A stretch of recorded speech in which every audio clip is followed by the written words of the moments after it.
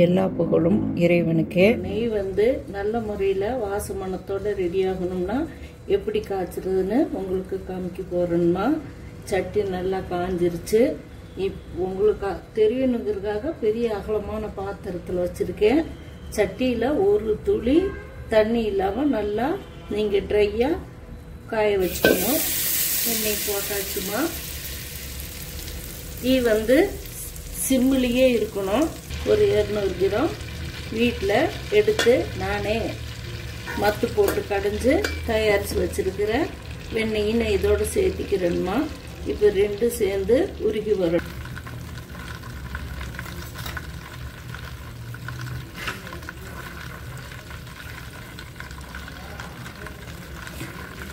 வெண்ணெய் போட்டதுலேருந்து கரண்டிலாம் போட்டு கிளறி விடலையுமா. அதே மெதுவாக உருகி வரணும். டீ மட்டும் அனலை குறைச்சி வச்சுக்கோங்க. இப்போ நான் இதை கிளறி விடுறேன். உங்களுக்காக தான் இதை கிளறி விடுறேன். இந்த சவுண்டு அடங்கினாவே நெய் காஞ்சி வந்துடுச்சுன்னு உங்களுக்கு அர்த்தம்.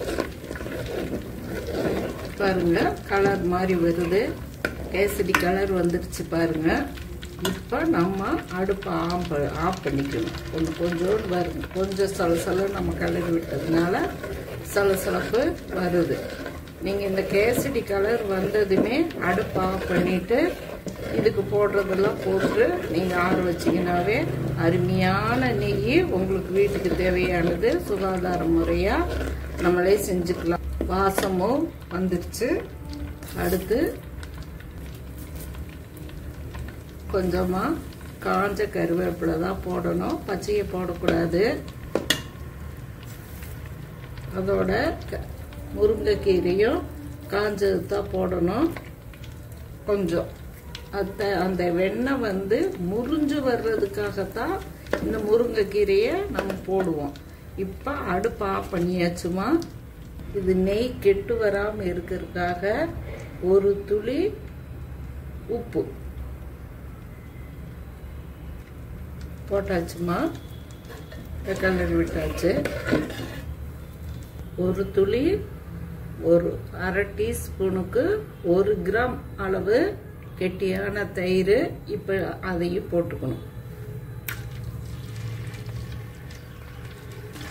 எண்ணெய்ங்கிறது கொதிநிலை வந்துட்டாவே அது எவ்வளோ கொதிநிலை இருக்குதுன்னு நம்மளால சொல்ல முடியாது.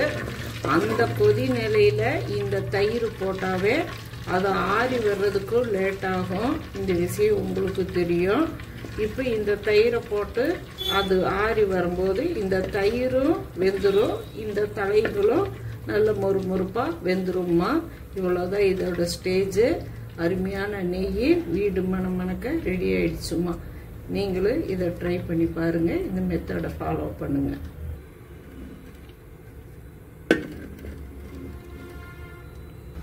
இதில் எந்த விதமான ஆர்டிஃபிஷியல் கலரோ எதுவும் கிடையாது. நெய் செய்யும்போது நம்ம தவிர்க்க வேண்டிய விஷயம் என்னன்னா, ஓவர் ஹீட்டில் தீயை எரிய விடுறதும், ரெண்டாவது இந்த உப்பு போடுறது, அது அதிகமாக போடுறது, பச்சை தலைகளை அப்படியே நிறைய கொண்டே போடுறது. அப்போ அது நுரைச்சி மேலே வெளியே தள்ளுமா. நல்லா நெய் தயாரிக்கிறதுக்கு முன்னமே கறிவேப்பிலையும் முருங்கைக்கீரையும் கொஞ்சம் எடுத்து காய வச்சுட்டு நீங்கள் மறாவது நாள் நீங்கள் இந்த மாதிரி போட்டீங்கன்னா எந்த விதமான ஆபத்து இல்லாமல் நெய் நல்ல முறையில் காய்ச்சி நமக்கு வீட்டுக்கு தேவையானதை நம்மளே தயார் பண்ணிக்கலாம்.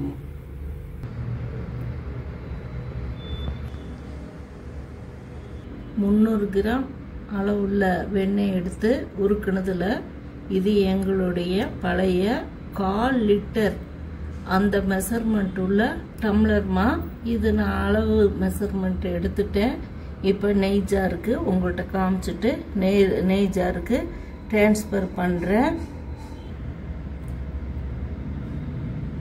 1/4 கிலோ மெஷர்மெண்ட்டுக்கு எடுத்து நம்ம உருக்கி கொஞ்சம் வேஸ்டேஜ் அதெல்லாம் சட்டியில் போனது போக 1/4 லிட்டருக்கு அதிகமாக நெய் கிடச்சிருக்குதுமா. குருணத்தன்மை பாருங்கள்.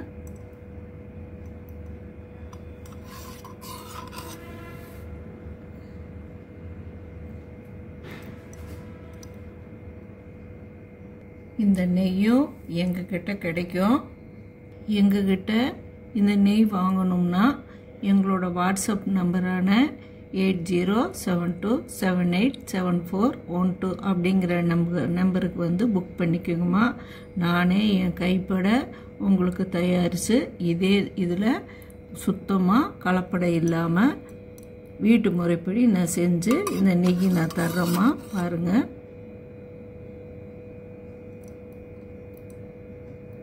இதை பார்த்து நீங்களே செஞ்சுக்கிறதா இருந்தாலும் ஒன் டைம் நீங்களும் செஞ்சு பாருங்கம்மா.